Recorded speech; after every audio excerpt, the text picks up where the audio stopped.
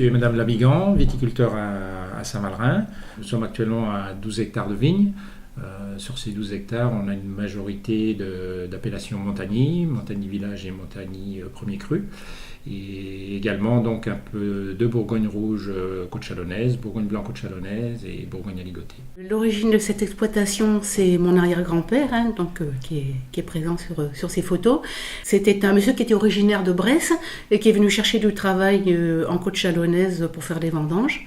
Donc là, il a rencontré sa future femme dont les parents travaillaient au château de Saint-Valerin. Et il s'est pris, je pense, à cette époque de passion pour la viticulture. Quand il a été en retraite, il a acheté des terres et des vignes. Bon, il n'y avait pas énormément de vignes à l'époque, il y avait 2 hectares 70. Ce sont des métayers donc, qui cultivaient ces vignes. Lui faisait son vin. Et mes parents ont gardé cette exploitation pour des raisons sentimentales, parce qu'ils étaient très terriens déjà. Et quand j'étais enfant, j'ai eu la vocation de m'installer comme agricultrice. Et après mes études, j'ai repris l'exploitation de mon arrière-grand-père en 1979. Saint-Valerin est un village où on se sent bien, c'est un beau village. C'est un village qui se situe dans un amphithéâtre de collines, avec des hameaux un peu sur chaque colline, donc il y en a 5 en tout. En fait, ça fait une belle unité, chacun a son charme, chacun a ses maisons un peu particulières, donc on a vraiment une vue magnifique.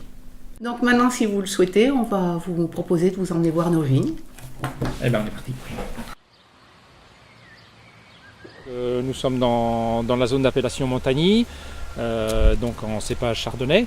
Vous voyez, ce sont des vieilles vignes d'une 50aine d'années, donc c'est ce qui est recherché pour la qualité. En ce moment, donc, nous surveillons la maturité à une quinzaine de jours des vendanges, le but étant de vendanger chaque parcelle à l'optimum de sa maturité, bien sûr.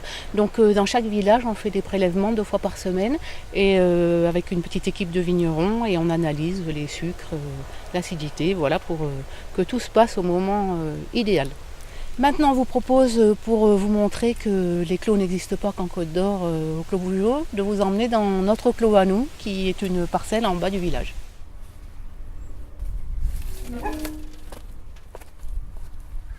On est en appellation ici côte chalonnaise, donc en chardonnay et puis en pinot.